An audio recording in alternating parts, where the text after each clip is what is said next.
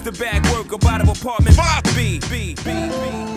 You're now tuned into the Apartment 5B podcast, where we chop it up about hip-hop, R&B, sports, love and life. Hosted by Kill.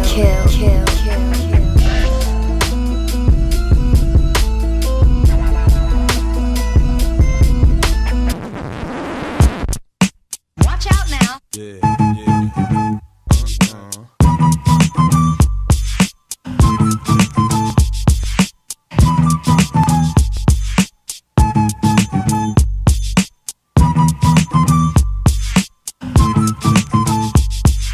Listen to the first verse.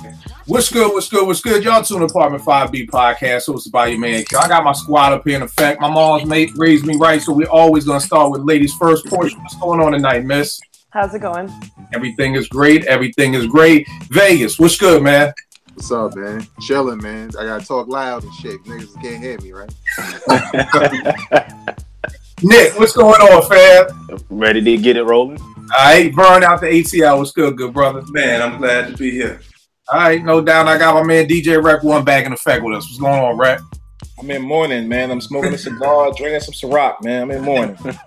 I feel you, bro, man. I'm sorry they stole the whip this week. Man. Stole the Wreckmobile, man. Oh, wow. Man, it's like, man, fucking around with them Houston folk, man. I told you, man. They're slapping that Slim Thug, that Paul Wall. They caught me on the lacking challenge, I guess. It's all good. Y'all know me. Let's jump right into it. Yo, last week, couple weeks ago, Vern sent me a tweet like, yo, what do you think about this? It was an Erick Sermon Kickstarter account.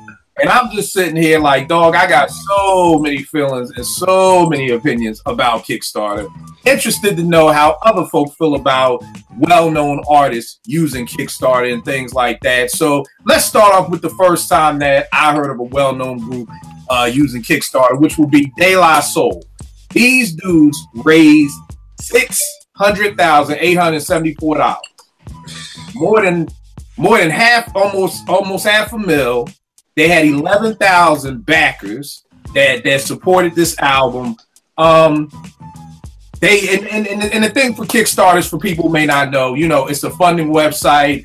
You donate money, and at certain price points, you get certain things back. Of course, for $1, like you get a thank you. For 10, you get a tweet, and it goes up from there. Now, De La did have some dope stuff. For $1,500, you got an old school boombox from Mace's collection. For $1,750, you got an MPC that belonged to them. And for $10,000, you got Dave's Platinum Plat. Now, we're going to get into how folks feel about this. My first instinct when I saw this was I felt sorry for them dudes. Because it looks like you at the pawn shop. You know, like, I don't know if y'all ever seen, like, when, like, you hear about Sean Kemp being broke and him selling his, you know, jerseys or rings or whatever on eBay. It's like, yo, dog, you going to give up your platinum plaque? Yeah. Like, dog, like I felt bad. Like, you giving up your MP, like $1,750 gets you Pasta Noose's MPC. Like, you giving up your boombox. Like, dog, I'm like, y'all at the swap meet or something to make an album. So my first reaction was I felt sorry for these dudes. Like, this is what you got to do to make an album nowadays. But tell me, Brett, when you first heard that De La was doing this Kickstarter account, your initial reaction, what was your initial reaction to De La using Kickstarter? Well, for one, I thought that it was a good idea for them just at the time, because, you know, we hadn't heard the album from them in a minute, and I figured that how they was using it, you know, it was cool. They was bringing the fans involvement, things like that. So I thought that it was going to be, you know, something dope. And then when we got the finished product, it was like, hold up, did we just like give them $600,000 to go fuck off? Because that's what it felt like. I mean, granted, they was enticing you with the, you know, tangible items you could get, but man, it was a terrible album. I don't see how you took $600,000 and made that project. If you give me, Vegas, and you $600,000 and say, come up with an album, that shit's gonna be dope. Dog, let me explain something to you. You can give me $300 and some jerk chicken, and I can come. Exactly. Okay, I don't even need a half a bill. Exactly. That's an excessive amount of money. Chicken and some cocoa bread. I'm with you. And some chicken patties. That's an excessive amount of money that some people who sign don't even have in their budget. Right. So you would think that they would come with a solid project of what they've been doing. Right. That was not the case. It was a total shock. And I just didn't understand where the money went. It was one of those things where like, yo, where did the money go? All right, we're gonna come back to that. Where did the money go? Because that's like I always love Lester Freeman from The Wire. You follow drug addicts, but you follow the money, you don't know money. Go. So, all right, Vern, what did you think initially of Daylight's Kickstarter account? All right, so like Rick, I'm a Daylight head, and I hadn't heard from him in a minute since Stakes is High. I'm not Stakes is High, but Grind Day.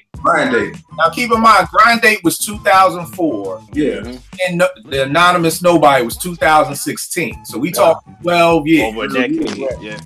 To my one of my arguably favorite groups. So I was excited about, when I heard about it, and then especially they was like, man, we went through all the sampling joints or whatever. So we've had hours and hours of jam sessions, and then we're gonna take that and find the dopest stuff out of all of that. So to answer your first question, that's what I first thought. This is gonna be dope. So I don't know if you want me to answer. No. We're gonna come back to that. Yeah. I question who was in their jam sessions. I don't know if that's what I don't know if y'all used to watch the Muppets growing up. The Dr. Teeth thing. No, but I think if Dr. Teeth, if Animal would have been,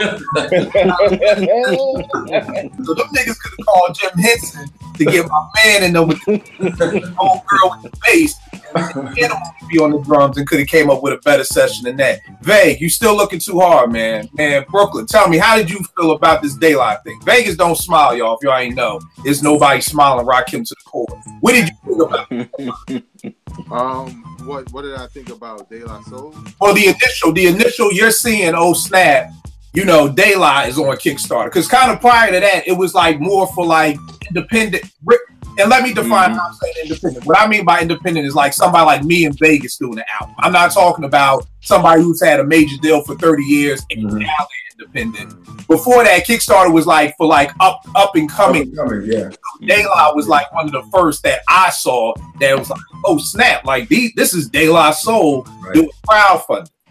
Well, I believe Public Enemy did that first. Oh, okay. I think I don't know if they did Kickstarter or GoFundMe, but I remember them doing some kind of campaign with fans to get an album done. Okay. Shit was trash anyway, but I mean, what are you gonna do? Right. And they didn't raise as much money as Daylight did. I didn't have no problem with it because honestly, I know what I would do. You know what I'm saying? I feel like, and obviously I'm not on, I haven't been like Daylight Soul and had this history. I got a story too, but I ain't gonna.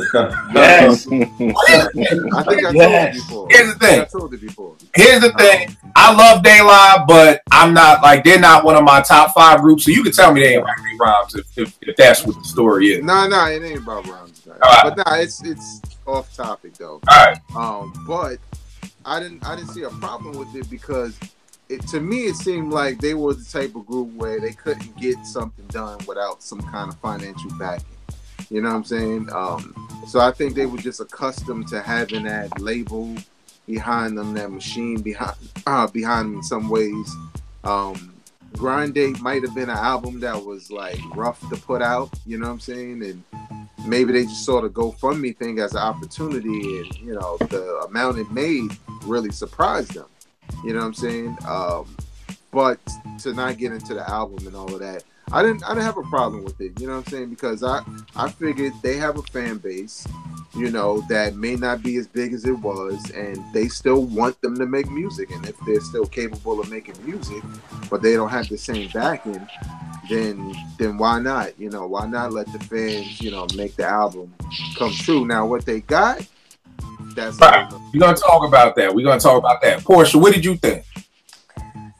I much like everybody's already said. I kind of agree with you, Kill. Like it felt like pawn shop-ish. I was like, really, like De La Soul, like they're pretty legendary, and I was surprised. I mean, it's good. I do agree with Vegas as well. They have a fan base. They kind of tapped into that fan base, and I think for that reason it's good. But again, the finished product really, I won't get into it, but I mean, yeah, the finished product is kind of how you have to judge it. And for that reason, it's kind of not great. All right, and what about you, Nick? Yeah, same thing. Like, I think they didn't think it was gonna be that well, the Kickstarter thing, and when it got that much, they said, "Oh shit, we got to go through with this." I think it was that kind of situation. So do you think it was a scam? Because you said like, "Oh shit, we really got to make an album." So. Not really a scam, but it was just kind of testing the waters. They probably thought they'd get like 100,000. I forgot what the initial goal was. It was like 60, 80 grand or something like that. Right. It wasn't much, and then it just skyrocketed, and it's like, "Oh shit." We got to like come through with these prizes. Like the fans just showed up more than they expected. Right. You know, without getting into the album, we'll get into that. But I think they weren't prepared to deliver, and that's the reason for some of the delays. Okay, that's a good point because there were some delays behind it. Yeah. I have a whole philosophy that if you are a signed artist or you are an established artist and you do Kickstarter, your shit will be cursed.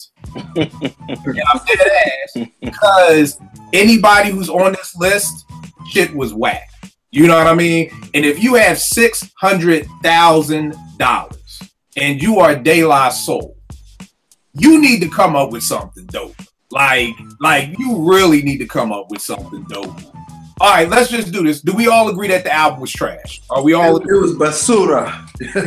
Okay. Everybody's in agreement. Heads are nodding. I won't say it was trash. It was not trash. It was. I will. I say it was trash. It was a poor album.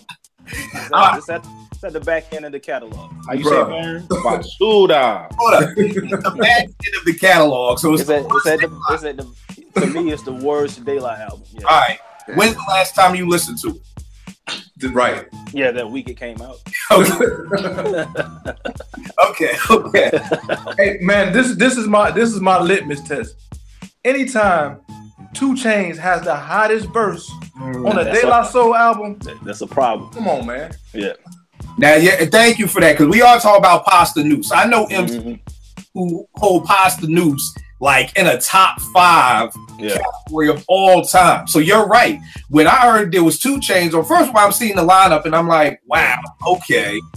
But then I'm like, all right, well, cool. Maybe these dudes I try to think from an artist perspective. Maybe they always wanted to live outside the box, but the label wouldn't let them. Now they got their freedom. You know, I ain't gonna tell nobody who was a slave, now you free, you can't go eat at Applebee's. Fine, go eat at Applebee's, you know. But I'm just wondering if I'm like, when I seen 2 Chainz, I was like, word. And then when he had a better verse, I'm like, word, like, damn, like this is bad. So we all felt that was bad. Now, here's another thing.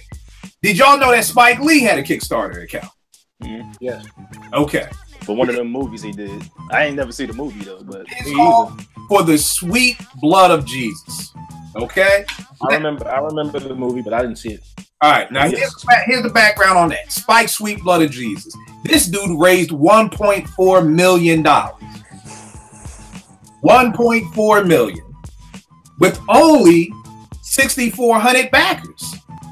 Okay, so that means people really invested in Spike. Now, the thing with Spike, I felt like his prizes was whack. Like for $200, you got a signed picture of Old Boy. Okay. Oh boy, it was this whack. That remake movie he did. And I'm like, you have the audacity. Because basically what you're telling me is 40 acres and a mule, the warehouse just got 1 billion, posters to give away. And I'm like, that's for $200? Like, bro, like Spike, don't do that. 40 acres in the new always been expensive though. Even when he had the tour. You down with Malcolm X. Now you're gonna try and get us for $200. All I get is an old boy poster that you signed. Now, here's the thing. The movie was horrible. It was horrible. It was so horrible. I never wanted any of you all to see it. It's horrible for the simple fact, y'all all know Snoop from The Wire, right? Yeah. Yeah. Everybody knows Snoop from The Wire. Put it this way, she's naked in the movie. Yeah. My eyes.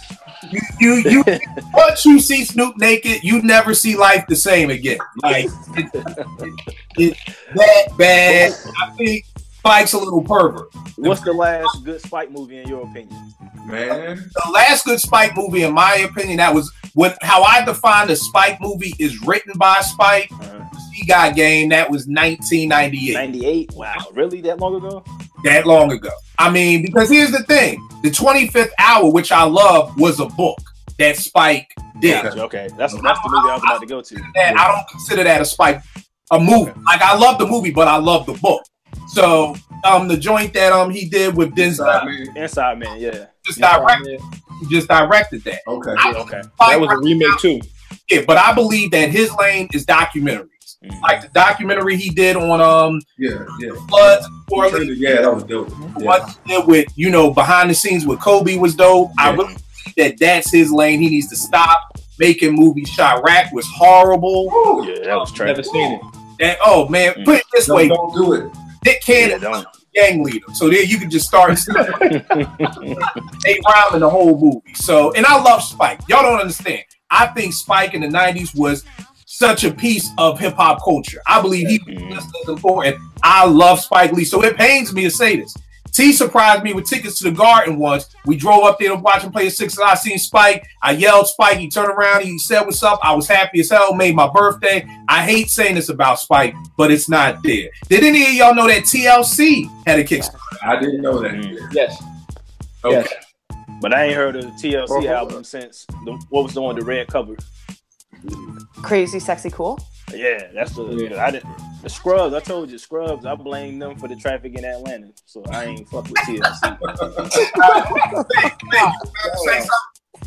Huh? Hey, what was you about to say? We moving on from Spike Lee because I had some. No! Please tell me something. All right, so.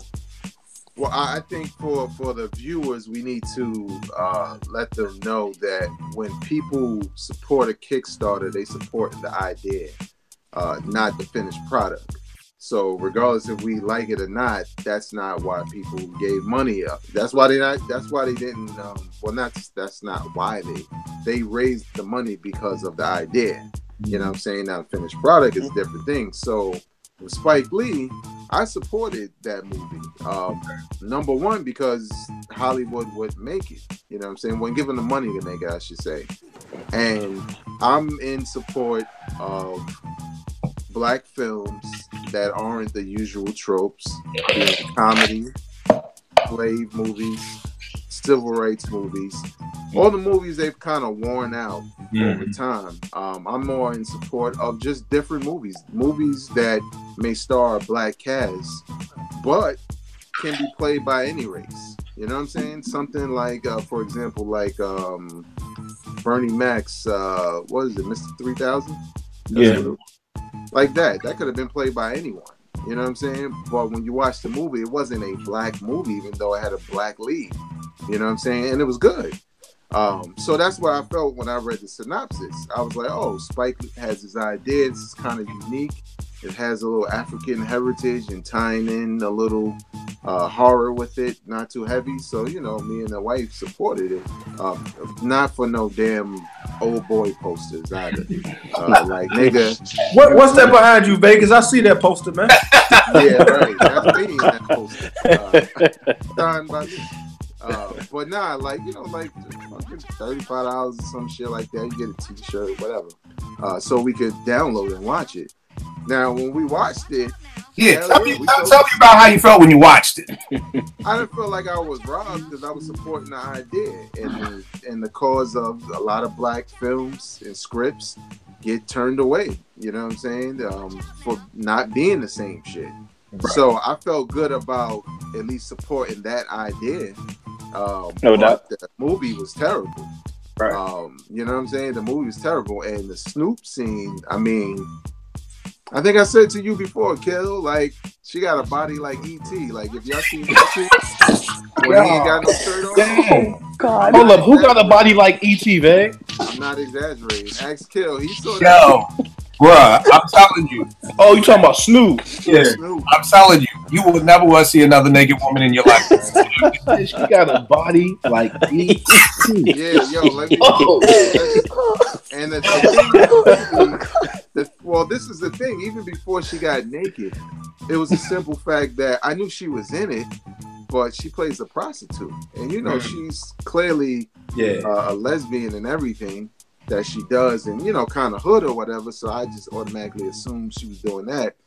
But she plays a prostitute with the same voice, the same wire swagger, and I was just looking like, yo, man. What You know what, man? This is why I think Spike's a pervert. Because whoever writes a script and casts Snoop to get naked, you're a pervert. You just are. Like, seriously, like, if you're like, I want to see you naked, Snoop, on set. And I mean, Spike, He trying something different. You know what I mean? He didn't want to give you the model chick. Now here's the thing. In fact, I agree with you. I applaud you. I applaud everybody who supports anything. Like, this is no diss to the supporters. I just think for me and Spike had thrown up so many bricks. That nigga has thrown up more bricks than John Starks in the fourth quarter of Game 7 of the '95 Finals. Okay, and John Starks thumped that up. Okay, that's why I didn't support Spike, because I'm like, Hollywood didn't give that movie no money because it was some shit. Yeah. Now, there are times that Hollywood won't give black movies money because they're good and they just racist or whatever like that. I concur. Whatever studios turn that down, I power to the people. Y'all should have turned that down because that movie was horrible. So but also it didn't look like. I mean, it looked like he had a budget that he had. Like, just it wasn't even like a Spike Lee movie. Like the production. But that's the thing. But this is gonna go back to one of those questions, because this is the second time we're saying with a Kickstarter account, we're saying Daylight got 600,000, and then we got like $1,000 album. Okay, Spike got 1.4 million. That ain't nothing for a movie though. Yeah, no. But what I'm just saying is it was bad. Like, I feel like I could have shot that on a $400 iPhone.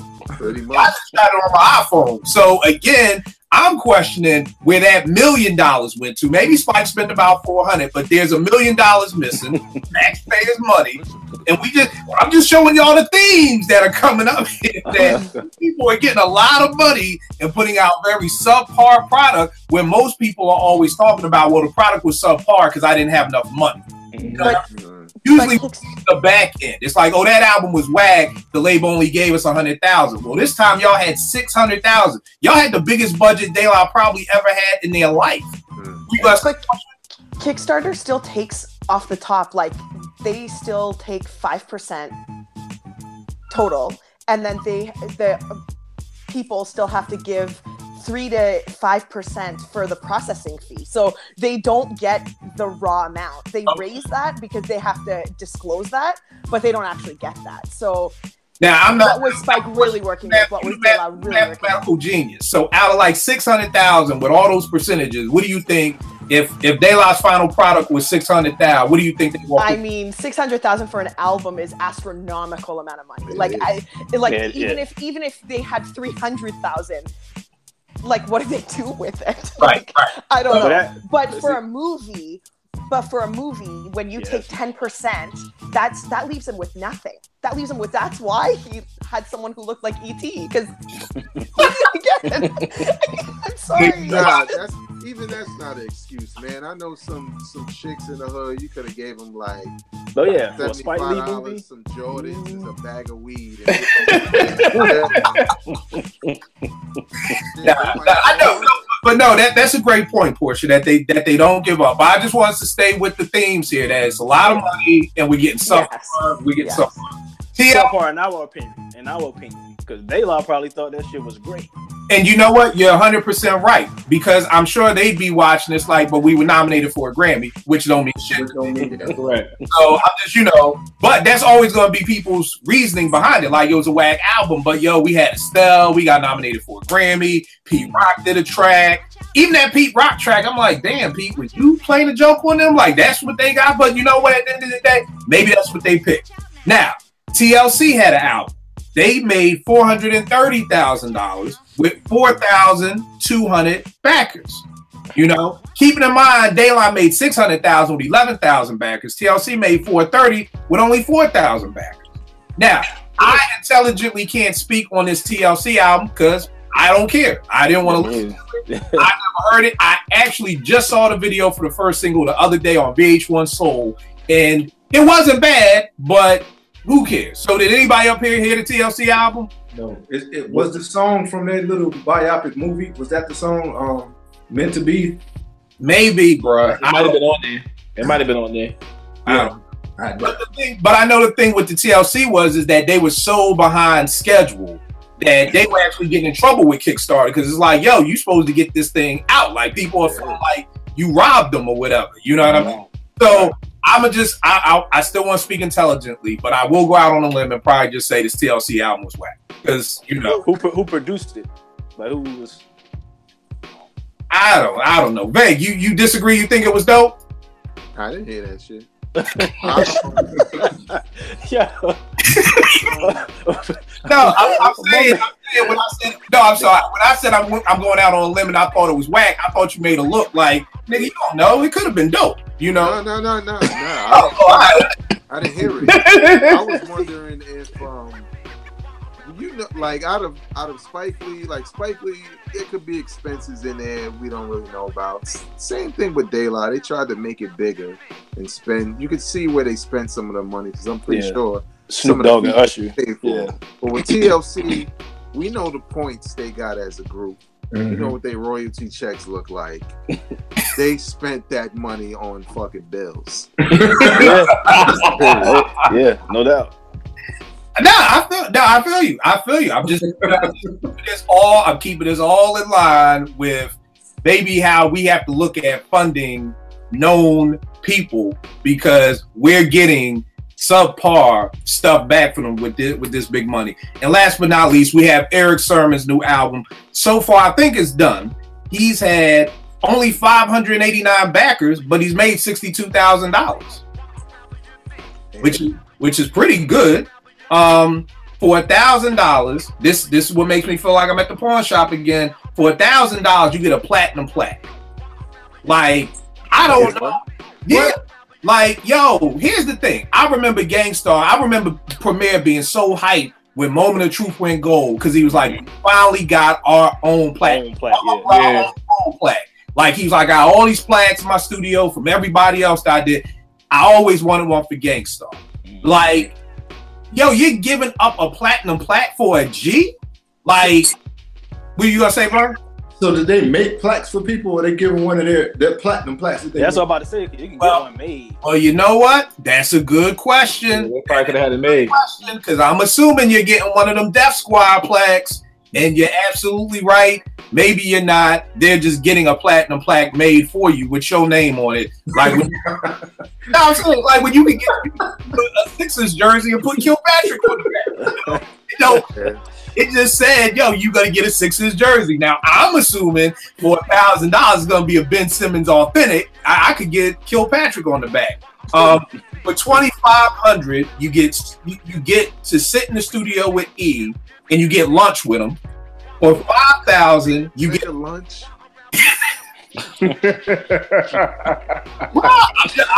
All I'm doing is reading with you. Get is dreaming about you. You know why? Erick Sermon. That's on my bucket list. This nigga, like, I'm just, bro. All I'm doing is telling y'all what people get. So that lets you know what an artist head at. Like, where is Eric at mentally, where he think that's what niggas want? Is to have. It doesn't even tell you where. Y'all could be going to Chipotle for all you fucking know. getting a burrito bowl and some chips. He didn't think way off much. Or the studio runner could be making a run and bringing that shit to the studio. Yeah, for real. Netflix style. Domino's, you know they got the 2 for $5.99 special where you can mix and match, so you don't know what you get. Now, for $5,000, you get an Erick Sermon beat. Okay? Now, hold tight. That beat is only the MP3 file. Okay? So that's what you're getting. For $7,500, you get a video shot by maybe Erick Sermon. I don't know who shoots it, but he will shoot a video for you. Now, for $10,000, you will get an Erick Sermon beat tracked out for you.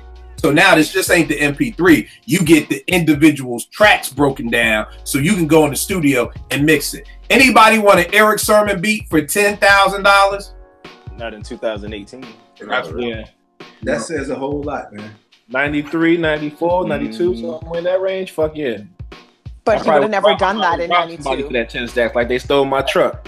Exactly. So here's my problem. When Vern sent me this, my initial reaction was, last time I checked, Erick Sermon is a producer. So what the hell? Last time I checked, Erick Sermon has a studio. That's where I'm with it. Yeah. Last time I checked, Vern sent me another tweet a couple of weeks later talking about it's only take $500 more to get Erick Sermon to his goal. And I'm like, yo, I feel like back in the day when that white lady from All in the Family would be trying to get African kids, you know, you can get, you know, African. No, yo, B. And then like 2 days later, I see Erick Sermon with like 18 drum machines. Yeah, I seen that picture. Oh, bro, don't take those pictures and you got Kickstarter going. That's my thing. That's not smart. And I'm like, yo, how? So again, and now this is what he said, that he tells you he has a studio, he has his own beats and everything, but he needs the money to clear samples and to hire an engineer. Oh, okay. I didn't know it was. I thought it was just, you know, I'm trying to make this album and I want to fund it. I didn't know he was. It's still kind of cheap though, like trying to get around fucking samples by making the listeners pay for it and having lunch with your ass. Man, get this shit out of here.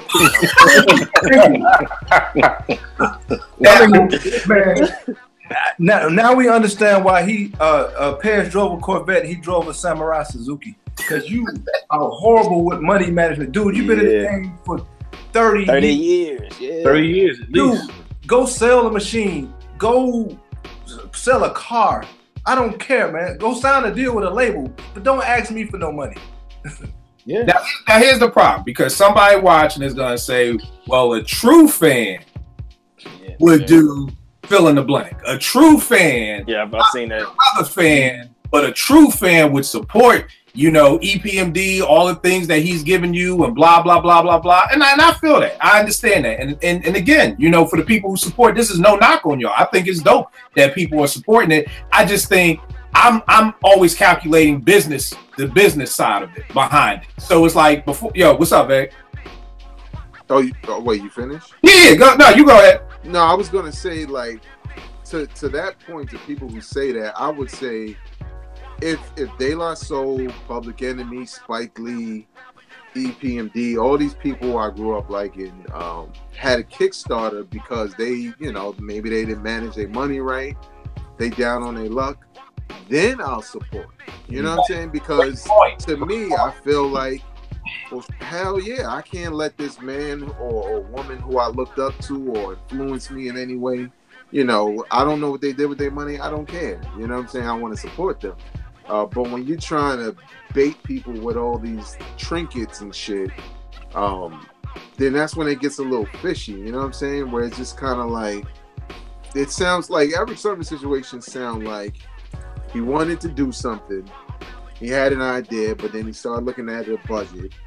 And then he was like, oh, Kickstarter. You know what I'm saying? Whereas with De La Soul, I think that was really them trying to give something to their fans, and it just is bigger than what they thought. TLC is kind of like Erick Sermon. Like, you know, all their financials is well documented. It's probably a situation where they're like, okay, we got the movie coming out or whatever, but no label. They probably try to do deals, and no one wanted to get behind them to put out an album, you know, while the movie's out, thinking it was going to do like how with the New Edition shit. So I can see people just saying like, look, man, I needed that check, you know. All right, and maybe our fans could support it. And you brought up a great point that you're right. If they came out like when I heard Kool Herc didn't have health insurance and he was sick, you know, if they would have done a Kickstarter account for that, I would have came out of pocket with that. Hell yeah. Right. You know what I mean? Yeah. So you bring up a great point in that way, because if you say, hey, or when Poetic from the Gravediggers, if I'm not mistaken. Exactly. Yeah, he had cancer or something. You know, something like that, I'll get behind that with much more money than I will ever get behind with an album. With an album, you may get 20. For if you telling me you got cancer and you about to die, you may get 300-400. You know what I'm saying? So I see what you're saying. So tell me this, y'all. All right, so we're getting subpar product from all these things. I think they're cursed because they're doing a money grab. I believe, because see, here's the thing that I have to ask, and I've always wanted to ask somebody who is really still in the industry and does this. I don't know anybody who clears samples in 2018 for the simple fact that Stone's Throw, which is it's an indie label, but of course that's Madlib and everything that they do out west. You know, I know they don't clear samples because Madlib got sued for the Red because they started using that on Adult Swim. You know what I mean? So most of these people, I mean, rhyme sayers, they can't be clearing all these samples that, you know, Evidence and Jake One and all them people be using and all that stuff. So I'm shocked when I read sample clearance. I'm like, who the fuck even clearing samples? Look on iTunes. You cannot tell me Stack Selector got 50 albums and he cleared all them samples. Yeah. Dude got literally, like, Stack Selector come out with like an album like every other month.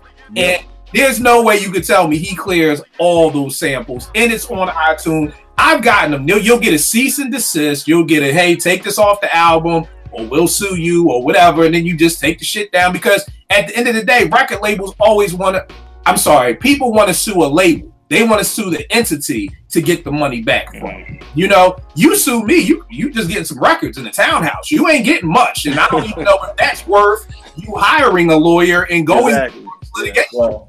So when I saw the sampling thing, again, my business mind is like, I don't know if I could fall for that banana in the tailpipe, because who clears samples nowadays? Like, who's really checking for Erick Sermon to be like, yo, we got to see who does that. So if Stone's Throw ain't clearing samples and Rhyme Sayers ain't clearing samples, you know, who even bothers with that again? And you need an engineer? Come on now. This is my plight, and I've told this to all y'all separately probably, but my first time probably saying it on the show. Here's the thing that I don't get. Why I don't understand. This goes to Kickstarter, and it goes why we have subpar music in 2018. Let me explain something to y'all. Rec, you make beats, right? That's correct. Okay. Let's say De La Soul gets on Twitter and they say, look, y'all, we don't have no label backing us. We don't have any labels backing us, but we need beats. With these beats, you will get your name. It will say produced by whoever the hell it is. You will get that credit. You ain't getting no publishing. You ain't getting no money, but you will have the credit. You will be able to put in your Twitter and Instagram account, produce De La Soul. You know what I mean? Hell, if you did that for the Anonymous Nobody, you could actually put in your Twitter handle Grammy-nominated producer now, if you wanted to. And you know what would have happened? De La Soul would have had to have 5 email accounts set up, because producers like me and Rec and every other producers trying to get on would have been sending them our A beats. Now, to somebody watching, most producers have folders of beats, and you have your A beats. These are the beats if I ever meet Jay-Z, or if I ever get in the studio with Nas. Then you have your B beats that are like, hey, these are for all my peoples. And it usually goes down to D beats. So at the end of the day, De La would have got a whole folder of just A beats. You know what I mean? Now, the second part, the engineer, or let's say the studio. Who doesn't have a home studio nowadays? That's my point, man. Who doesn't have a home studio? You could literally, I brought all my studio equipment for $5,000. $5,000. Now, again, I don't have no state-of-the-art studio, but I seen Sky Zoo recording on that same mic setup that I got for this new album in celebration of us. So you really don't need a studio. Oh, sound engineer. Guess what? Ev is an engineer. if you think De La Soul said, hey, Ev, can you mix our album for free? Ev would be like, fuck yeah, because now I can say I engineered a Grammy nominate, you know what I mean? And hey, Kill, while you at it, can you design our album artwork? Yo, in 2018, these rappers can literally get a whole album made for free. Yeah. For free. Yeah. Literally. You don't need $1. You know, the most you may need is for the telly down the street, around the corner from somebody's house to come stay in for the week. That's the most money you're going to need, and some popcorn money if you want to go to the movies across the street from my crib. That's all you need. So to say you need... But Kill, you know that.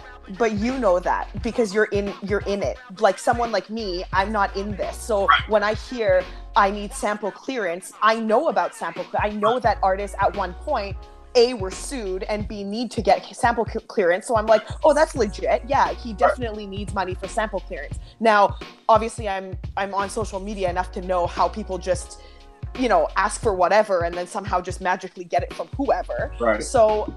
Right, like we can think critically, but for the sound of it to everyday people, especially younger fans who want to be, I don't know, who are like, yeah, Erick Sermon, EPMD, this and that, like they're just getting into it or they heard or whatever, they'll be like, yeah, sample clearance, that makes sense to me. And keep in mind, like it's fine. And keep in mind, this is why I'm not blaming the person who supports it. You know what I mean? Like, even the person who says, hey, I don't care what you use my money for, I just want to support you. That's cool. I mean, there's no knock in this show whatsoever to the supporter.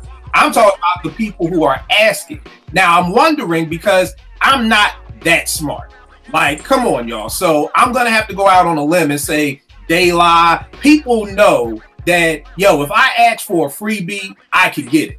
Which makes me feel like, that's why I feel like it's a money grab. That's why I feel like it's like, or maybe I am just that smart. Like no other rapper, like all these CDs I have, like no other rapper has thought, man, let me just ask somebody on Twitter if I could get a beat. Like, the thing is I don't know, like I feel like as well when it comes to sort of celebrity status, people also kind of take advantage of that too. Like, oh damn, that's De La Soul, they've got money, they should pay me for what I'm doing. Like people have that sort of mentality as well. So yeah, I'm like, if Nas asks random people on Twitter one day, like, hey, send me beats, I want them for free, you're not going to get anything, people will definitely do it. But someone like Erick Sermon, I don't know. I think people will be like, well, how much are you going to pay me for that? No, and I don't know. That's just what I think. No, and I agree. And there would be people who felt that way, and those people just wouldn't send the beats. You know what I mean? But for the people who are like, Vay, what if somebody put, what if, AZ said, yo, I want a guest verse on this song. Vay, would you do it for me? But it's for free, but you'll get the credit and everything like that. Would you do it? Yeah, I'd do it because, and it has a lot more to do with my situation. I was never really looking to get paid to rap. And, just an opportunity to spit, alongside somebody like AZ, who I admire as an MC. Yeah, I would do it. But, yeah, I mean, I guess it depends, on who it is, you know what I'm saying? Because the situation is different for different people. Like, I gotta think about shit like, I'm 40. And when I was really rapping like that, there was a point where I was really rapping just to rap, which was probably like in the 90s, and then like in the 2000s, I was about making projects. And, now that I fell back a little bit, I got to remember there's somebody who's at that stage I used to be at that would hop at these opportunities where I'm kind of like, nah, don't do this, don't do that. You know what I'm saying? So, I don't know. It depends on the people because there's somebody out there who wants to have lunch with Erick Sermon. You know what I'm saying? Like what I said about it was yo, and here's the worst part because I'm telling you, man, it's, Satan is a liar, man. It just said lunch with Erick Sermon. It didn't even say he was treating. See, y'all don't know. Dealing with Jay-Z for so long, you got to pull back the onions sometimes with these things. Like Vern made a great point. Kill, did they say they platinum black? Like, you got me. Like, I'm off the banana itself. $1,000 thinking you gonna have a strictly business platinum frame on your wall. You gonna have a frame that just say kill. Thanks. Like, thanks for the support. Records. Like, this is what I'm talking about. Like, you really, this is the banana in the tailpipe. Like that time Jay-Z had everybody in the studio. We was like, oh shit, yo, Rick Rubin doing beats and this person doing beats. Then 3 weeks later, it's like Rick Rubin's like, I ain't do nothing on the album. Jay just want me to show up for the commercial. I just laid in the couch. Yeah, I just laid on the couch. Like, there you go. Beard. Had everybody all hyped, like, oh, we got Swiss, we got Rick. No, we don't. Jay never said that. So yeah, you're right. Eric didn't even say, you know what I mean? You was getting paid. I mean, you was getting treated. He didn't even say you get to pick the beat that you paid $10,000 for. Yeah. Eric may be like, yo, this is the beat I got for you. I don't like it. Too bad. You want to sound like that frog rip you got from got Ludacris. Yeah, one of my favorite quotes from AZ: "Tough titty, somebody gotta suck it." Like, hey, you know, that's just what it is. But so at the end of the day, with Daylight, Nick, I know you funded that project and you helped fund it. How did you feel at the end of the day with the project that you got? Like I said, I heard it that week it came out. That should tell you enough. I haven't listened to it since then. All right, and Daylight is disrespected. Like, did you feel like I want my money back? Like I have, nah, and been like, I want my money back. nah, because I've been a fan so long. I was mad. I was like disappointed in the project, but I mean, it was what, like $20 or some shit like that. I'm not gonna get mad over that. All right. I'm cheap. I used to get mad over them $18.99 CDs, and you would tax at Best Buy $21.49. I want to talk about another Kickstarter on a lower level after this. Elzai joint. What you got? The Lead Poison was Kickstarter. How did y'all feel about that project? I didn't know that. I didn't know that. Like, if you go on OK Player, a lot of people were mad because it took them like years to complete their project. I'm talking like 3 years. Damn. I got a question as a civilian.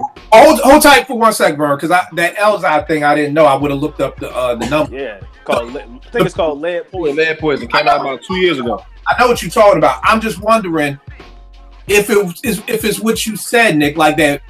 Are artists prepared for? I don't understand why it would take you 3 years to record this album if you got the money for it. You know what I mean? And it's the same thing with TLC. Like I said, TLC was like literally like on some under investigation by Kickstarter. Like, why is this taking so long? Like, so I'm wondering if what you said about Daylight in the beginning is kind of right. Like, you know, maybe it's like, let's just throw this thing to the wind. And because again, I just don't know. And then somebody said this to me. They was like, well, Kill, maybe people don't want to get on Twitter and basically say, hey, I need help.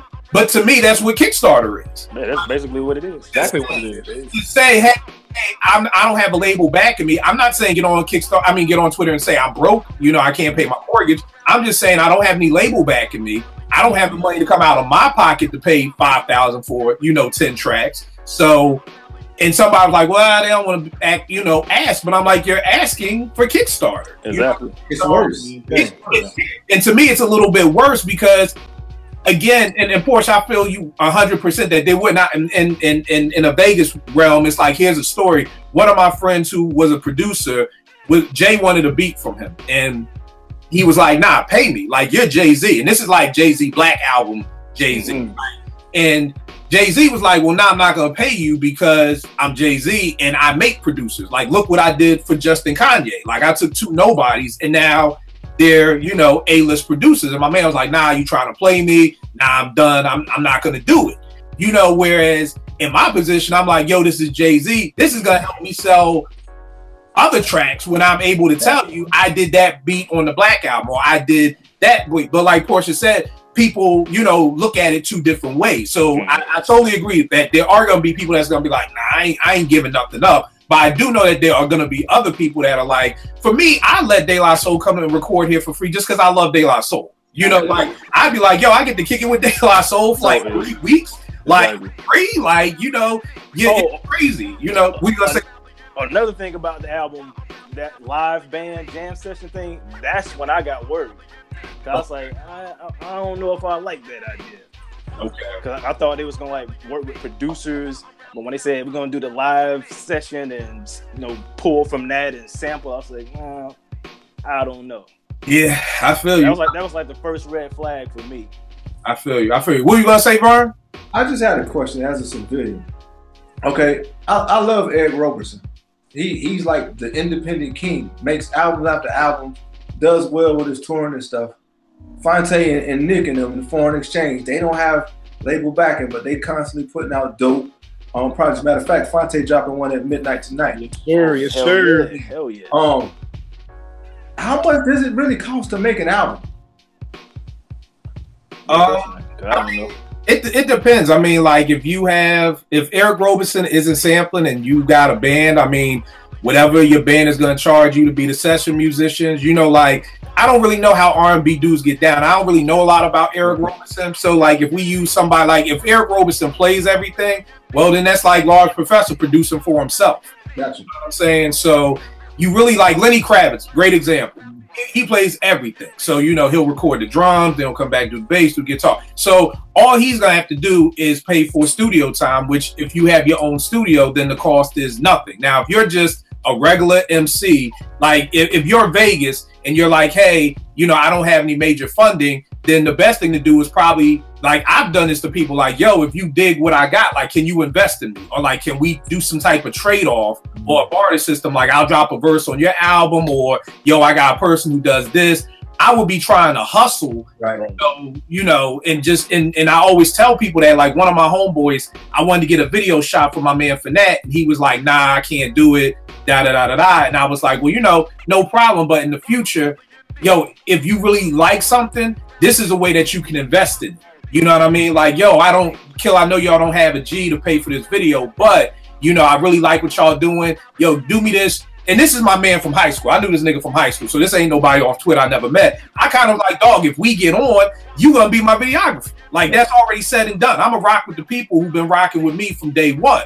But he was like, nah, I can't do it for free. And I was like, that's cool. You know, maybe you don't see what me and Finette are bringing to the table. My advice just for the future is that if you hear something, like whenever somebody comes to me for a beat, I'm always like, where's your SoundCloud? Let me hear what you have. You know what I mean? Because if you, like everybody wants in their Twitter bio, such and such record label. If you tell me you want a record label, then when I tell you 500 for a beat, don't get all hippy jippy like, oh, well, you know, I don't know. Motherfucker, you said you had a label or you want a label. You better get your label to go to the bank and get you some money. You know what I mean? But if you're just real with me, like, yo, man, I will work with you, man. I got thousands of beats. You know, now, of course, I want to get paid, but that's why I'm like, let me hear your SoundCloud. Because if you're dope, then I may be like, you know what? I'll give you a beat for 100. Let's call it that. But just remember, dog, like when you couldn't get no beats from nobody, just remember I looked out for you. So if you do blow up, I expect that reciprocated. But what are you going to say, Van? Now, I was going to say that I think a lot of people either don't know or forget about the fact that when you're trying to get in the record industry, whether you're a producer or a rapper, it's kind of like you gotta take a L. You know what I'm saying? Whether that's in price, whether that's in the deal you sign, or you know, whatever kind of grunt work you're doing as a producer. I knew a producer who signed with Def Jam, and you know, obviously his first thought is he working with all the major artists. I tried to tell him like that's not how that shit works. He working with a team of producers who you never see, who are just making beats for everybody and for everything. And you know, like I think a lot of people, you know, they watch videos, they read articles and interviews and shit like that, and they think, you know, it's from 0 to 60. You know what I'm saying? When it comes to making deals with, as far as being a producer or a rapper, and it's not. You know what I'm saying? Even though you feel like you earn your way into Rockefeller or whoever, you still have to earn your way from there. You know what I'm saying? That was like one of the things I told the homie Kel when he signed with Will Smith. He brought the contract to campus and all that. Like, yo, it's a contract, we got this deal with Will Smith, blah, blah, blah. And I was like, you know, this is just the start, right? Right. That's what it is. You know what I'm saying? It's kind of like, now we have to work on developing you and developing something and marketing and all that shit. And I think a lot of people don't think about that. They just think I got hot beats or I got hot rhymes. You know what I'm saying? You need to mess with me and that's it.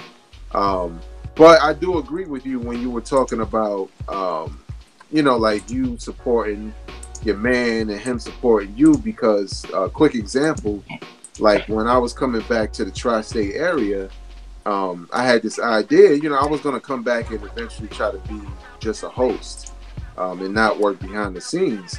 So I was like, you know what, instead of a resume, like a traditional resume, which I already have, I want to do a video resume. And I had an intern who was trying to start a video business, like a, you know, a film business or whatever.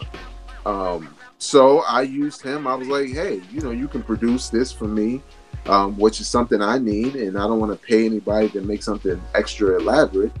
But at the same time, you get to get your feet wet with, you know, coming on location and all that stuff. And, you know, it worked out, you know, for him, for the most part, because I changed course as far as being an announcer.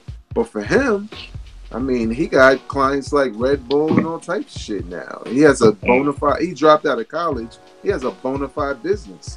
You know what I'm saying? And that's the type of things, like you said, that people need to think about. Like, they think business is just, yo, I give you this and you give me money. That's not how business works. It's money involved, but there's a whole bunch of other shit involved when you're trying to get in the record industry. So, and I think that's the thing too. A lot of people really don't. And I mean, y'all know me from Twitter. I'm always about network. I really don't follow celebs. I don't know much about nothing off of Twitter. You know, it's just always about like, yo, let's just connect dope people with dope people. You know what I mean? But I think, Vern, to really answer your question, to me, for unknown artists to make it, I mean, here's the thing that I tell a lot of artists, that I wanted to invest in my music after that whole MOP thing happened. So I took out a loan for $5,000 on some old, you know, me and wifey took out the loan. It was like, let's get what we got to do to try to make, you know, this stuff happen. And I feel like that's something like an artist may have to do himself. Like, you got to believe in yourself, because you got a lot of times people, you know, like, yo, give me free beats, give me a free video. But I'm like, my nigga, I can't go in Home Depot and be like, yo, remodel my kitchen for free. Like, you can't. Like, if I want to remodel my kitchen, I'm going to have to price out how much stuff is going to cost, who's going to do it, everything like that. If I want to be cheap and try and redo it myself, well, it's going to look up. So, you know, this somehow why you get messed up sounding projects, because people try to do it themselves and they can't. But I think that may be something if you truly believe in yourself and you truly want to try to get it out there, then you have to understand, like, boom, I'm going to take out a loan, whether it's against my 401k, whether it's for the teachers credit union, wherever you want to take a loan from, say, here's $5,000, and try to budget it together. You know, maybe try to connect with somebody on Twitter that you vibe with, you know, and work with somebody. Just hit me today, like, boom, yo, I want like 5 beats for a project. I know Driz from Philly. I'm like, all right, well, you know Driz, I'll throw you this for that. You know, and there's certain times, now spring break is coming up, I need a little bit extra cash to do something with Nay. I threw him a low price just to get that money so I could do this thing real quick. You know, so you never know where somebody may cut you a deal. Or again, I'm thankful I don't need beats to pay the mortgage or do anything like that. It's more so like fun money. But you know, I think that you can make an album $4,000 or $5,000. To me, it's more so now about with streaming and everything. I don't know if people can really expect to sell an album. You know what I mean? Because it's almost like working with people in the hood. When you have a community center in the hood with people who've been on welfare their whole life, they're used to getting things for free. So when you say, hey, you have to pay for this, they look at you like you're crazy, because it's like, well, I've been getting free my whole life. That's kind of how streaming is now. Like, for somebody to say, hey, pay $10 for this album, I'm even thinking like, bro, I pay $10 a month for Apple Music. Like I'm not going. Now I'm buying MC Nick's album for $10, nigga. I ain't even buy J Electronica or Brown album for $10 because I'm streaming it through, you know, all the streaming sites. So I think people have to kind of be cognizant that right now there's not a lot of money in music for newer artists. Now Eric Roberson, he's somebody who has a cult following.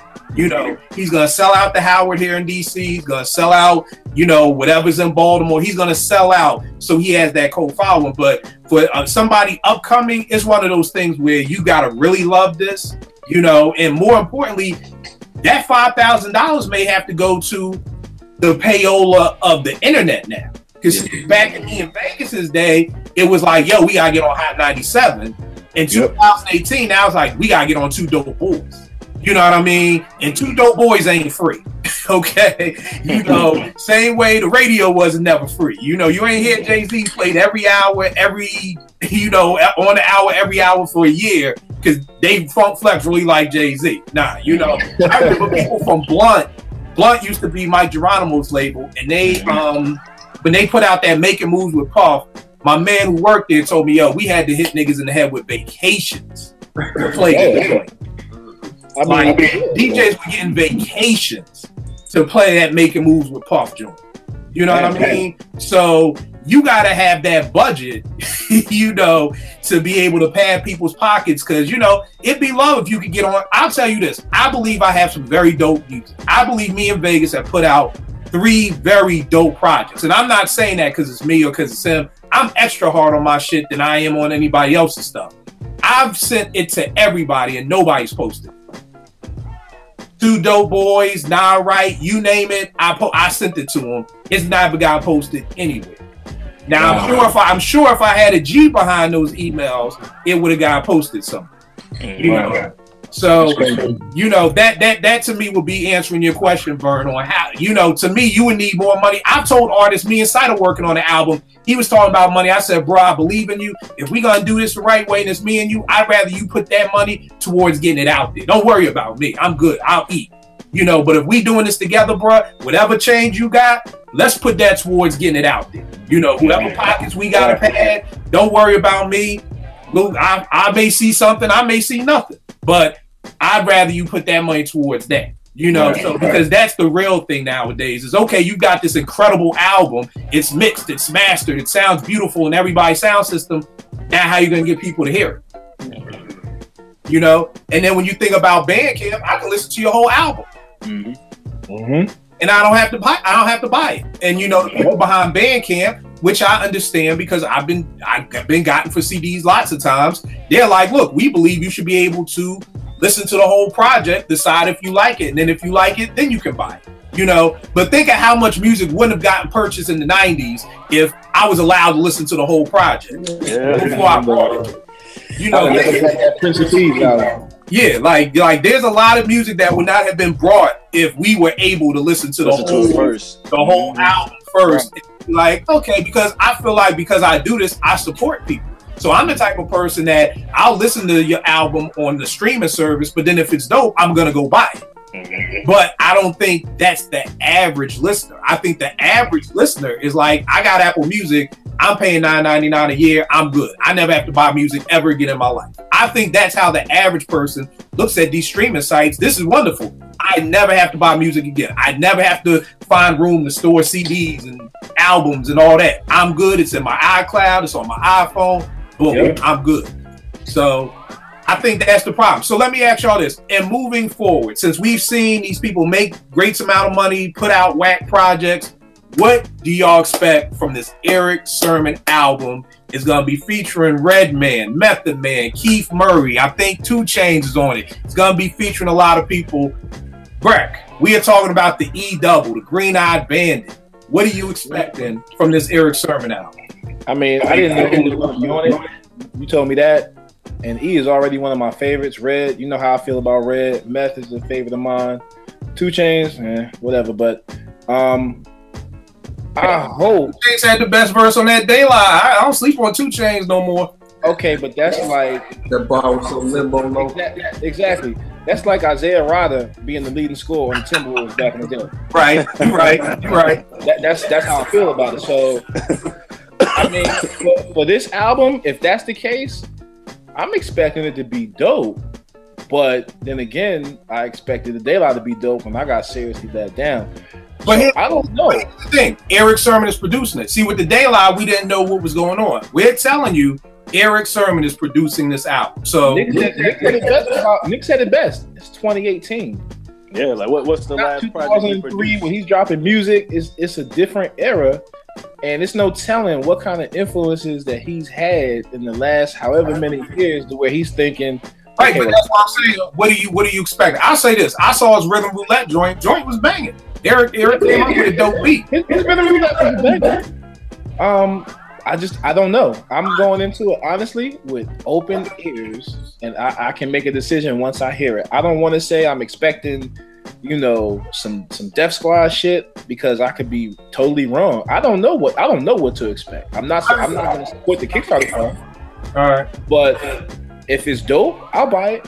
All right, no doubt. Vern, what about you? Man, I'm gonna tell you something a wise man once told me in relationships. He said, "Don't have any expectations. That way you won't be let down." Correct. That's how I'm going into this. If I want to be pleasantly surprised, because the other thing about it, if Eric is in a headspace where he thinks somebody wants to pay X amount of dollars to have lunch with him, I don't know if his headspace is in a place that he's gonna give me bangers. Hopefully I'm wrong. Nah, I'm walking in with my eyes wide open. If it's dope, I'll say it. But chances are, if you put a gun to my head, it's probably gonna have, it's gonna be all right. But I mean, here's the thing, man. You telling me you don't want to have lunch with Erick Sermon? Not for $1,000, but if I came to ATL and I'm like, yo, me and E Double hanging out, where meet us down at the cheese factory. Yeah. But that's it. I just think, man, we love all these legends, right? And it's kind of like, you remember when Mike Tyson, before he went to prison, he was just knocking jokers out. And when he got out of prison, everybody's like, Mike back. No, Mike ain't back. That ain't the same Mike. Right. More often than not, all these people that we've loved, they Mike after prison, man. They have a flash in the pan, but good analogy. It's a real good analogy. Good analogy. Nick, what about you? You looking forward to E Double? I mean, I'm gonna listen to it, but like you said, what a lot of the older cats, man, just tour, live off of your classics, man. You don't even have to give us new music. You know what? Agreed. I'm gonna write that down. Porsche, what about you? Like in theory, it should be amazing, but I don't think it will be. And I just say that because of all the people that had great stuff and then came out in recent years, and it's just been such a letdown. Like, I was heartbroken when I heard Jadakiss's top 5 Dead or Alive. I wish I could have erased that from my memory and never heard it again, ever. It just tainted Jadakiss for me forever, and I was like, oh man. So I totally agree with Nick on this. Like, they don't have to do new stuff. They could just live off the old stuff. Yeah. Like, what was the last dope Erick Sermon project? Yeah, like music, Chill Town. Like, I can't remember. Chill Town wasn't dope. That's what I'm saying. What was the last dope one? Those are the last two I remember. I don't know. I remember for a while he was going by Eric Onassis. I don't know when that was a terrible project. Anytime you put an old white lady, it don't sound good for you. So now we going back almost 20 years. So when you had a good one, why should we expect this to be good? All right, Vague, what do you think, man? I think if you call me and say, yo, hey, and go to lunch with Erick Sermon, I'd be like, why the fuck you hanging out with Danny Terry? Danny Terry. No, it's not that bad.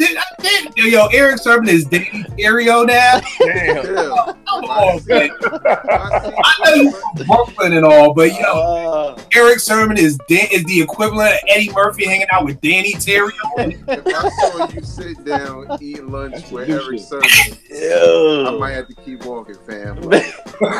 Vegas need a TV show. My home money. No, you just called the E Double Danny Terrio, man. All right, this is the thing, right? Like he was saying, it was very hard to figure out when's the last time he had a dope album, right? So he fell off, basically. That's basically what we're saying. So for him to have a Kickstarter, I have zero expectations. I probably won't hear it. Maybe I'll you gotta listen to it because you listen to everything. I'm just saying, you in the gym, you listen to everything. You he did be having hella music in the morning. Let me tell you what I'm doing. When I do that, I'm trying to make sure I listen to the music from the people who I know may listen to my podcast or follow me, who may have interest in it. You know what I'm saying? So it's not necessarily me going out. I know you may be doing it for the sites you write for and things like that. You're doing research, but you may still hear it though. Nobody's interested in no fucking Erick Sermon album. There you go. Basically, They got to come out some way, shape, or form. Yeah, you rough, man. You rough. What's up, Tone? You good, brother? What's up, fam? How y'all doing, man? Tone, you good? Yes, sir. Can you hear me? Yeah, I got you. Yo, quick question, Tone. If I'm in North Carolina and I say, yo, Tone, man, me and Erick Sermon down at the Cheesecake Factory, you want to come through? What you going to say, man? Do it like that, man. What happened? Don't do me like that, man. I love that. tell the truth. You ain't gonna come to lunch with E. Sermon. I'm gonna come talk to E. Sermon, man. All right, yeah. Bang acting like he Danny Terry. Right, but Tone, what if he tell you got to pay for E. Sermon's lunch? Right. And not no shit at the table, but you got to pay a couple stacks. That's a bad phone call. Yo, Tone, you want to come eat lunch with me, Erick Sermon? Yeah, because Kill tried to get out of the tab. Like, come down here and handle this for me. So I ain't got to pay. He ain't tell you, by the way, you had to bring $1,500.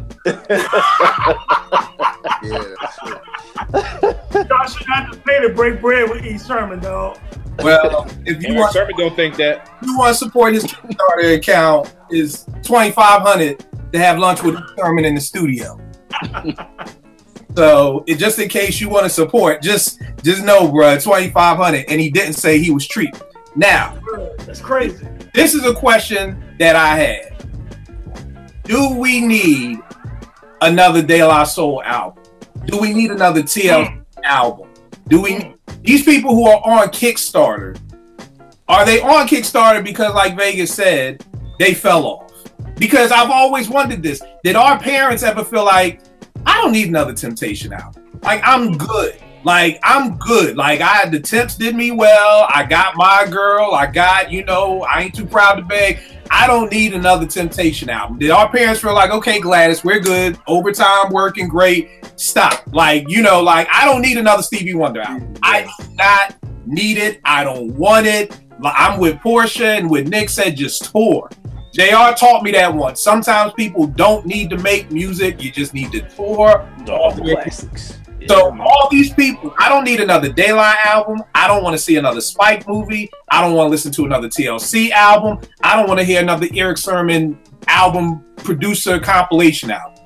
Do we need albums from these people on Kickstarter anymore? Hold up, Tone, since Tone just joined.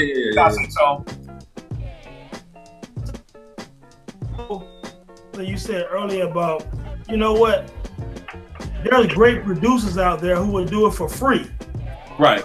So it's like, yo, why don't you tap into some of this untapped potential of all these producers who can make some dope beats for your project? Right. And Pete Rock to make a De La Soul album. Now I'm excited, but people like you and other guys can make beats for De La Soul. Now again, I do want to hear new material. There's nothing wrong with new material from a great artist. Like 3 Feet High and Rising, and my favorite joint, Stakes is High. But there's nothing wrong with them touring with some new material as well, but it does depend on how you present it. You shouldn't do a Kickstarter project. I don't agree with that. Right. I feel it. And the reason why I'm worried about that is because I know a lot of times when I compare athletes to rappers, people are like, well, no, athletes, their body gets torn down. And I challenge people, well, with rappers, their mind gets torn down. After years of drug abuse and alcohol and everything else, them brain cells ain't working in the same form, it was back in the 90s when you just found out what weed was. So Ev always says this, and I stand by it too. You got to know when you whack now. Like certain people, because here's the thing, there's a cliff for everybody for the most part. You know what I mean? There came a place, and it was so funny that Kool Moe D beat Busy B at Harlem World and took the because Busy B was still rapping like, hey, party people in the place to be. And Kool Moe D came in slick, but then it's so crazy that Kool Moe D lost his title to LL because he couldn't keep up. So there's always a certain place in hip hop where you just can't keep up anymore. There came a point where Houdini and Run DMC and Curtis Blow could not keep up to the Kanes, the Rakims, and the G-Raps. And then it came a place where the G-Raps just couldn't keep up with the Jay-Z's. And I don't need another G-Rap album. I don't need it. I don't need it. So what do you think, right? Do you need, when people go to Kickstarter, is it basically because your career over? Is Kickstarter the D-League? You know what I mean? Like, after you done with the NBA, like, I give it to the boy Trey, I forgot his name. Trey Burke. He played for Michigan, got drafted to Utah, like, hot. Number 13, number 9 or 13. Okay, he was a lottery pick, then went to the league, the Knicks picked him up. Is Kickstarter the D-League account? Like, and it's just like, bro, you're here, you don't need to rap no more. Because, and I'm only going off of what we got, so I'm not going off of opinions. The facts are, De La, Spike, TLC, not Erick Sermon yet. They've been whacked. So is Kickstarter kind of like the graveyard? What do you think, Brett? That's what it's starting to seem like, man. Everybody that, you know, we came up on that don't got the funding or didn't do right with their money, that's what it's starting to seem like. It seems like that's the G League. Like, just, I'm with Nick, man. Certain artists, we don't need another project. Just tour off your classics. I mean, if I go to a Nas concert and I don't hear a classic Nas joint, I'm mad. Hell yeah. If I go and I don't hear, it ain't hard to tell whether it's the original or the remix. I'm pissed. You can tour off of that stuff all day. You don't have to come out and try to, you know, stay with what's relevant, because that may not be you. Like you just said it. Everybody got a cliff. Whether you want to hear it or not, your shit is gonna be whack at some point. It's just a matter of whether or not you realize. And the thing is, and this is the thing, I love Prince to death. God bless the dead. I didn't need another Prince album. You know, when if Prince came to tour, you could just do Purple Rain. I could be like, don't do nothing past 99. 99 is my cousin to me. And I don't think nobody really have a problem with that. Tone, what you about to say? Tone, you was about to say something? Yeah, quick question. So for De La Soul, for example, because the hype been around Primo and Pete Rock doing De La Soul album, when was De La Soul cliff? When were we saying? Grande. Yeah, probably Grande. Grande was their last dope because. But Grande is dope. It's great. Oh yeah. But keeping in mind, like we said earlier, it was 12 years between Grande and this anonymous nobody. Like, that's a long time. Even with Grande, it was different because they was working with a lot of young producers. They had like Jake One and all them kind of cats on there. They had a whole bunch of hungry. So in those 12 years, a lot. When last time you wrote a rhyme? Like, one of the things that I think is hard for artists is, from what I heard from MCs, is that, you know, being at Morgan Vegas, I'm sure you can speak to this, being in ciphers, coming home after class, writing rhymes every day, you're in ciphers, you're battling people, your sword is sharp. You know, I don't know if De La even see anybody. I know Dave live out here in Maryland somewhere. You know what I mean? So I know that chemistry is a little bit off. I don't know how much Dave is really rhyming now. God bless him, because I know he has the heart problem. Rhyming may be the last thing on their mind. You know what I mean? Like, so that's the only reason. So I don't ever think De La fell off. I think this was a bad album, you know, but just for me, after that album, I'm just like, I don't even know if y'all are in tune with hip hop enough to kind of do it. Now, me being an artist, I don't want nobody to tell me, even if y'all don't like my beats, like, if I want to keep doing it, then keep doing it. Bandcamping all day long.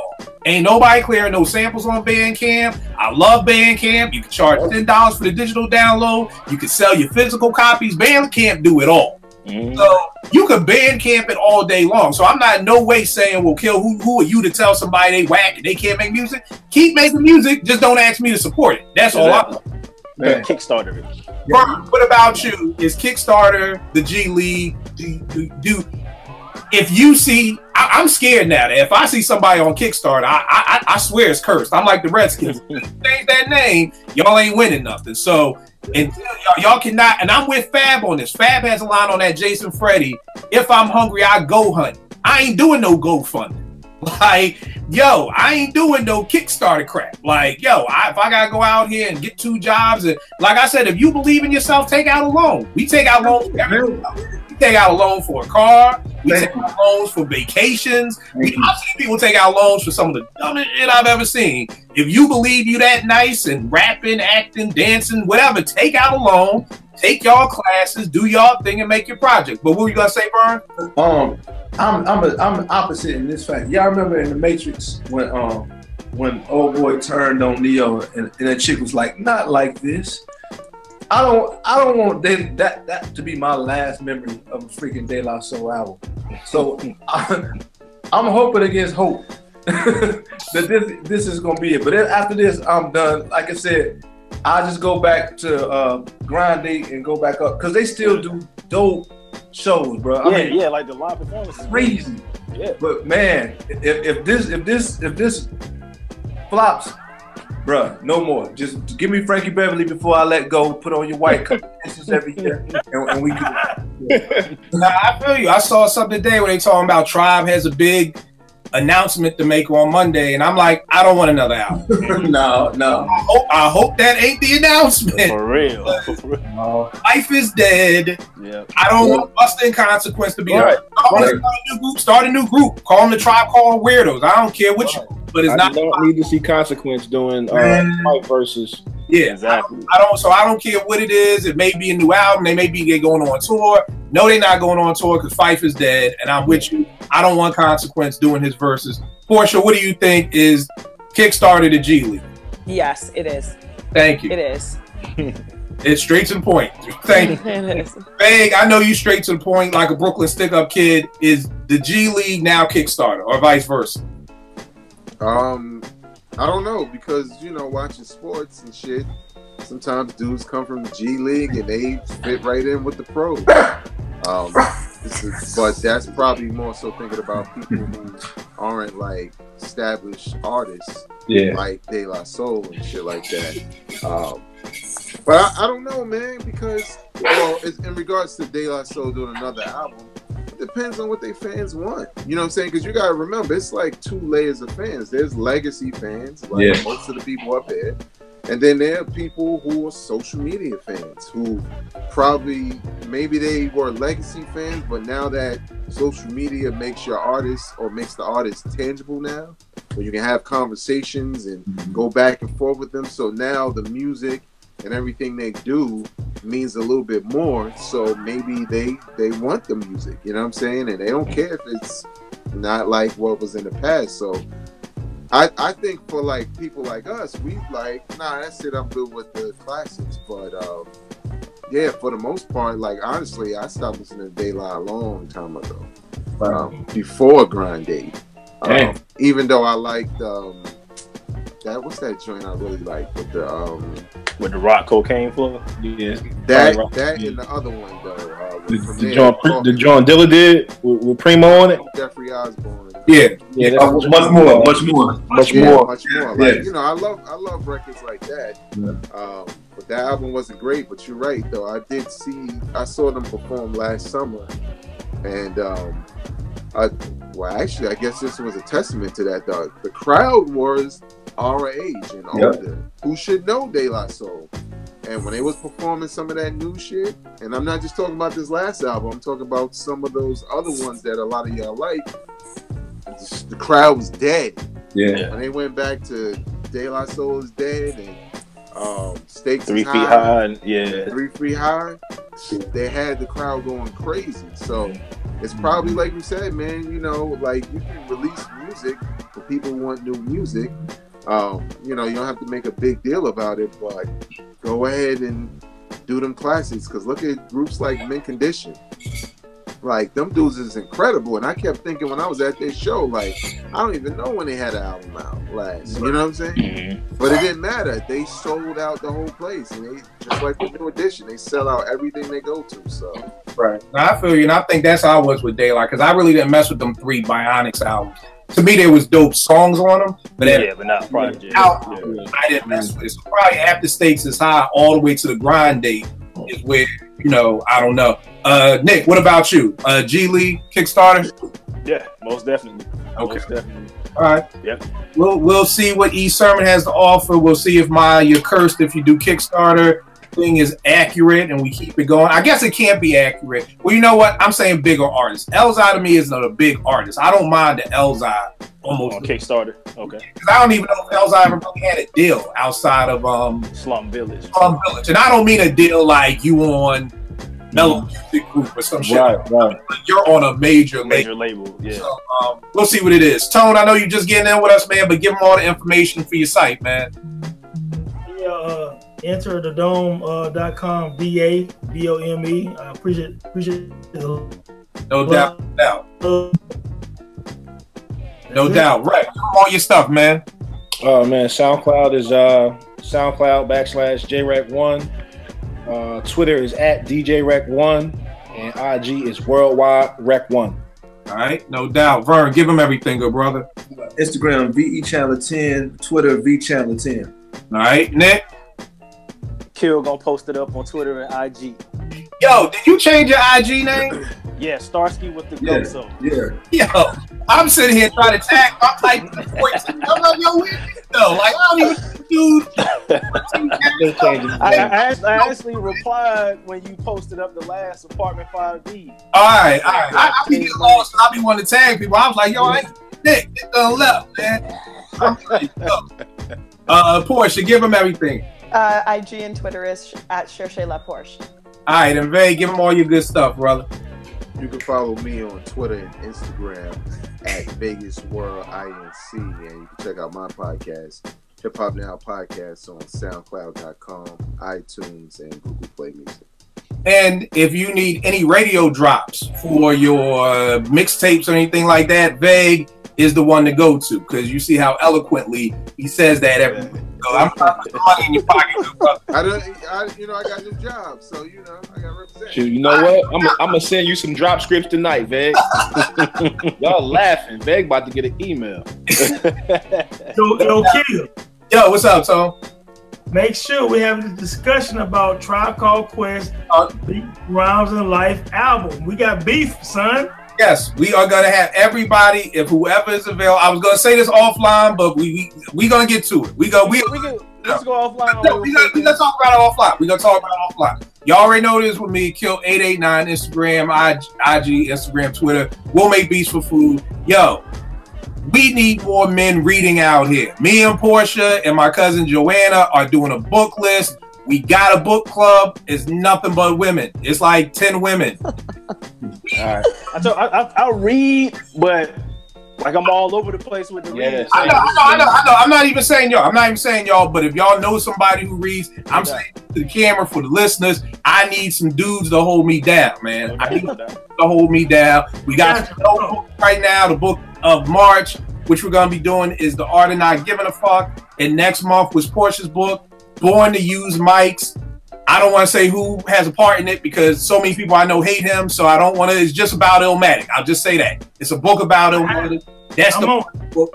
You with me, Tone? I'm with you, so I'm with you. Got that joint. When is this going to be? When you going to do it in March? We're going to read it in March. We're going to do the podcast at the end of March. Probably last week of March, first week. All right, cool. I can jump on that. It's about Illmatic. I'll just say that.